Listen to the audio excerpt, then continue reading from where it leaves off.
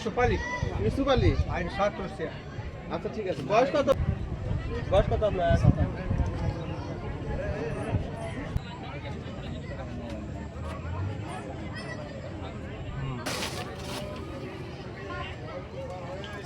মিন্টু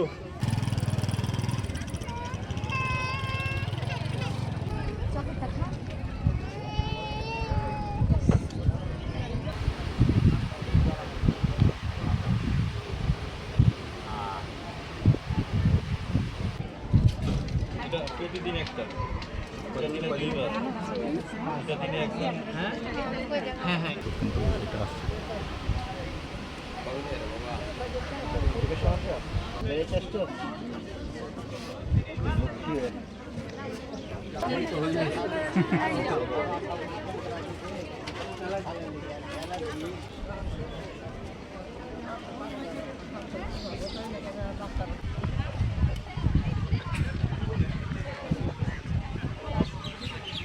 ভিতরে ঢুকেন। ঠিক আছে, না না ঢুকেন।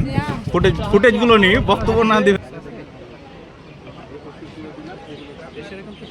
আমাদের যে টুপিটা পায়টা সেটা ছিল ওগুলো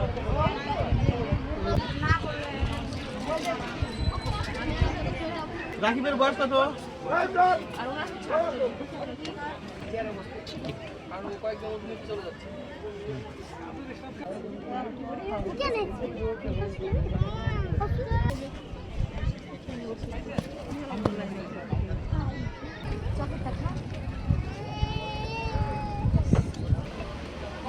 বিজিবিতে আসার পরে আমার চোখটা গেছে। আগে এমনি করে ফোন দেখতে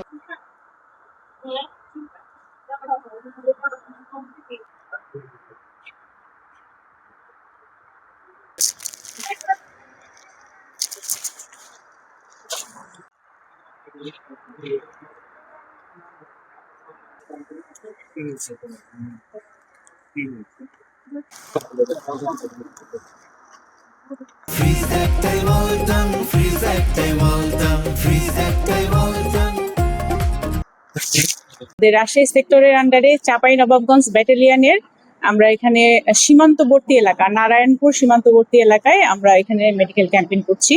আমাদের মোটামুটি এখানে 1500 থেকে 2000 রোগীর আমরা আশা করছি যে আমাদের কাছে আসবে আজকে সারাদিনে। আমরা এখানে আমি সহ আমাদের 8 জন আমরা ডক্টর এসেছি। এর মধ্যে একজন শিশু বিশেষজ্ঞ আছেন, একজন চক্ষু বিশেষজ্ঞ আছেন এবং একজন ভেটেরিনারি চিকিৎসক আছেন। তো আমাদের এখানে মেইন উদ্দেশ্য হলো যে একদম প্রত্যন্ত এলাকায় সুবিধা বঞ্চিত মানুষের মাঝে আমাদের চিকিৎসা সেবাটা পৌঁছে দেওয়া। আপনারা এখানে খেয়াল করবেন যে একদম সীমান্তবর্তী এলাকা হওয়ায় এখানে মানুষরা চিকিৎসা সেবা নিতে গেলে অনেক দূরে যেতে হয়, যার কারণে অনেকেই চিকিৎসা সেবাটা পায় না বা নিতে পারে না।